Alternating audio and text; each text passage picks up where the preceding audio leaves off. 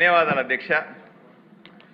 కూటమి ప్రభుత్వం ప్రతిష్టాత్మకంగా చేపట్టినటువంటి టీచర్ పోస్టుల భర్తీ గురించి జరుగుతున్న వివాదానికి ఫుల్ స్టాప్ పెడుతూ ఈరోజు మంత్రి గారు ఇచ్చినటువంటి సంపూర్ణ వివరణ ఈ రాష్ట్ర ప్రజలను సంతృప్తిపరుస్తుందని, ప్రతిపక్షాలకు చెంపపెట్టవుతుందని నేను మనస్ఫూర్తిగా నమ్ముతూ, ఒక టీచర్ కొడుకుగా, మా నాన్నగారు టీచర్ అధ్యక్ష, ఒక టీచర్ కొడుకుగా ఈ చర్చలో పాల్గొనే అవకాశం కల్పించినందుకు మీకు ధన్యవాదాలు తెలుపుతూ కొన్ని విషయాలు పంచుకుంటాను అధ్యక్ష. నాకు ఇప్పటికీ గుర్తుంది 2019-24 మధ్యలో నేను నిరంతరం టీవీ డిబేట్లలో పాల్గొనే అధ్యక్ష. మీరు కూడా ఎప్పుడూ టీవీలో కనిపించేవాళ్ళు. నేను కూడా టీవీ డిబేట్లో కూర్చొని విద్యార్థుల పట్ల, నిరుద్యోగుల పట్ల ఆవేదనని ఎప్పటికప్పుడు మనం ప్రభుత్వం దృష్టికి తీసుకెళ్లే ప్రయత్నం చేశాం అధ్యక్ష. 5 సంవత్సరాలుగా విద్యార్థులు కానీ నిరుద్యోగులు కానీ ఏ విధంగా ఇబ్బంది పడుతున్నారని నిరంతరం మనం ప్రభుత్వం దృష్టికి తీసుకెళ్ళినా ఎటువంటి ప్రయోజనము లేకుండా ఉంది అధ్యక్ష. 5 సంవత్సరాలు అంతకుముందు కొన్ని 2 సంవత్సరాలుగా జరగనటువంటి ఈ టీచర్ పోస్టుల భర్తీ గురించి మనం మొదటి సంతకం, కూటమి ప్రభుత్వం ఏర్పడితే వెంటనే టీచర్ పోస్టులు ఇస్తామని చెప్పిన హామీని నిలబెట్టుకుంటూ మొదటి సంతకంతోనే 16,000కు పైగా టీచర్ పోస్టులు భర్తీ చేస్తామని చెప్పి వాళ్లకు ఆశ కల్పించాం. ఆ విధంగా పని కూడా చేసి పెట్టాం అధ్యక్ష. ఇక్కడ ఒక రికార్డు కూడా చూడాల్సింది అధ్యక్ష. జగన్మోహన్ రెడ్డి గారు ముఖ్యమంత్రిగా ఉన్నప్పుడు ఆయన ఒక రికార్డు బద్దలు కొట్టాడు అధ్యక్ష. 5 సంవత్సరాలలో ఒక్కటి టీచర్ పోస్టు కూడా ఇవ్వకుండా ఆయన రికార్డు సృష్టిస్తే, కూటమి ప్రభుత్వం ఏర్పడినటువంటి 148 రోజుల్లో 16,347 పోస్టులు ఇచ్చి కూటమి ప్రభుత్వం రికార్డులు బద్దలు కొట్టింది అధ్యక్ష.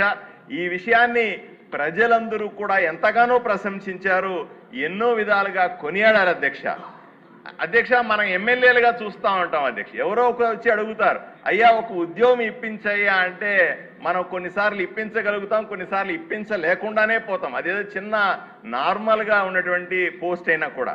అట్లాంటిది 16,000కు పైగా ఉద్యోగాలు ఈ రాష్ట్రంలో సృష్టించగలిగి లక్షలాది ఉద్యోగాలను ప్రైవేట్ రంగంలో సృష్టిస్తున్నటువంటి కూటమి ప్రభుత్వ విజయాలని ఓర్చుకోలేక జగన్మోహన్ రెడ్డికి సంబంధించిన పార్టీ ఈ రోజు చేస్తున్నట్టు కుట్రలు మనం చూస్తా ఉన్నాం అధ్యక్ష. ఇక్కడ ఒక సందర్భాన్ని కూడా చెప్తాను అధ్యక్ష. 16,000కు పైగా వచ్చిన పోస్టుల్లో నేను ఎప్పుడు గర్వంగా చెప్పుకుంటాను, కర్నూలుకు అత్యధికంగా టీచర్ పోస్టులు 1000కి పైగా పోస్టులు వచ్చిన ఘనత మాకు వచ్చింది అధ్యక్ష.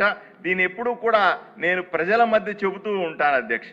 ఇదే సందర్భంలో దీన్ని జీర్ణించుకోలేనటువంటి గొడ్డలి పార్టీ, దీన్ని ఓర్వలేనటువంటి జగన్మోహన్ రెడ్డి తన అనుచరులు ఏదో విధంగా నోటిఫికేషన్ ఇచ్చినప్పటి నుంచి కోర్టు కేసులు ఇవ్వడమే అధ్యక్ష.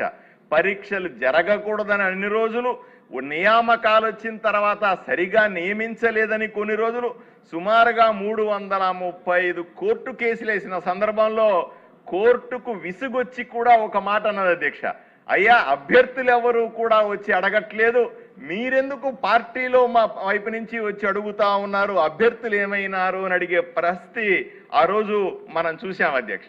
ఇంతలోపలే 1.5 సంవత్సరం దాటిన తర్వాత జగన్మోహన్ రెడ్డి గారికి, వాళ్ళ అనుచరులకి వాళ్ళకు ఒక ఐడియా వచ్చింది. అయ్యా ఢిల్లీలో జంతర్ మంతర్ దగ్గర కాక్రోచ్ జనతా పార్టీ అనే నాయకత్వంలో విద్యార్థులందరూ కూడా నీట్ ఎగ్జామ్లో మా పేపర్ లీక్ అయిందనే అంశం మీద పెద్ద ఎత్తున రచ్చ జరిగితే, ఈరోజు అదే అవకాశాన్ని తీసుకొని అక్కడ విద్యార్థుల ఉద్యమం వచ్చింది.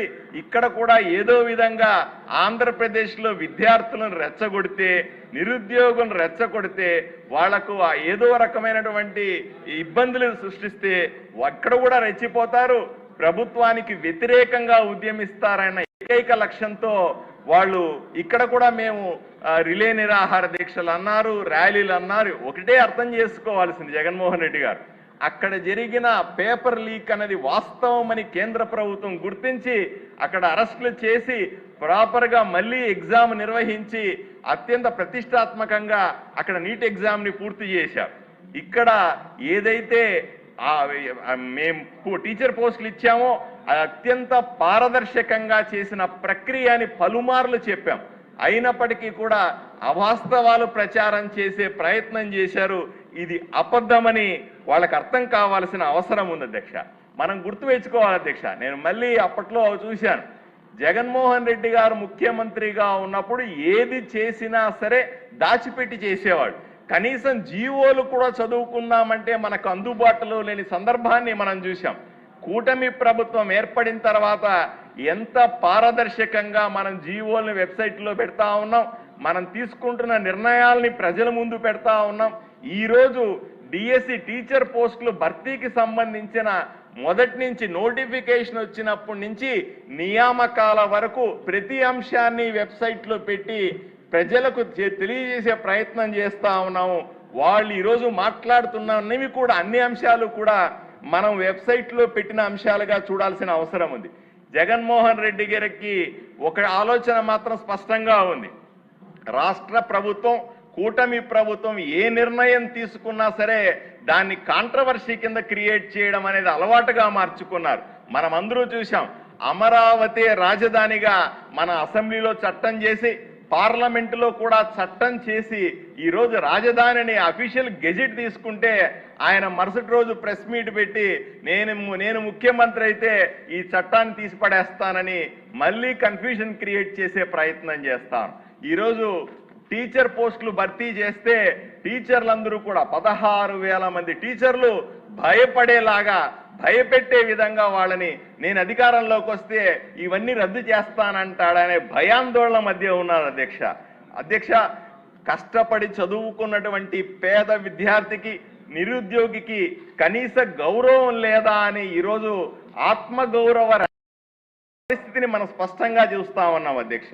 వైఎస్ఆర్సీపీ పార్టీ అధికారంలో ఉన్నప్పుడు టీచర్లకు కనీసం 1వ తారీఖు జీతాలు ఇవ్వలేదు కదా, వాళ్ళని మద్యం దుకాణాల దగ్గర కాపలా పెట్టిన వాస్తవాన్ని మనమే టీవీలో ఎండగట్టిన విషయాన్ని మీకు తెలియజేస్తున్నా అధ్యక్ష.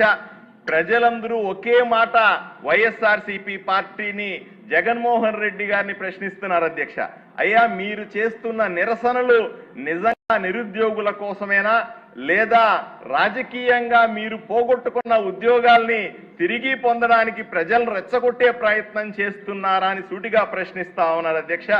ఈ వేదికగా అసెంబ్లీలో నిలబడి నేను జగన్మోహన్ రెడ్డి గారికి, వైఎస్ఆర్సీపీ పార్టీని స్పష్టంగా అడుగుతా ఉన్నాను.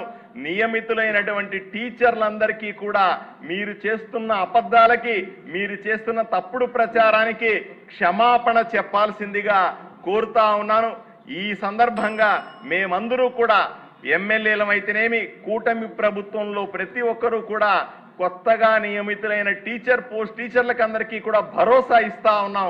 ఎట్టి పరిస్థితుల్లో కూడా మీరు ప్రశాంతంగా ఉద్యోగాలు చేసుకుని భవిష్యత్తులో జరగబోయే మరిన్ని డిఎస్సీలకు ప్రిపేర్ కావాల్సిందిగా నిరుద్యోగుల్ని నేను కోరుకుంటూ ప్రశాంతంగా ఉండాల్సిందిగా, మిగిలిన రాజకీయాలు మేము చూసుకుంటామనే విషయాన్ని ప్రజలకు, పార్టీలకు తెలియజేస్తా ఉన్న అధ్యక్ష. ధన్యవాదాలు. శ్రీమతి గల్లా మాధవ్ గారు. ధన్యవాదాలు అధ్యక్ష. ఒక టీచర్ నియామకం అంటే ఒక వేకెన్సీని భర్తీ చేయడం కాదు, రాబోయే 100 సంవత్సరాల సమాజ భవిష్యత్తుపై పెట్టుబడి పెట్టడం.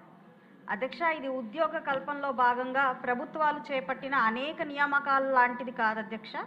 ఎందుకంటే భవిష్యత్తు డాక్టర్లని, ఇంజనీర్లని, ఆఫీసర్లని, లీడర్లని తయారు చేయడం. అందుకే కేవలం ఒక నియామకంలాగా కాకుండా ఎంతో శ్రద్ధ తీసుకొని అత్యంత వేగవంతంగా, ఎంతో పారదర్శకంగా చేపట్టిన నియామకం ఈ మెగా డిఎస్సి. అంతేకాదు అధ్యక్ష, ఇది ఎందరో కొన్ని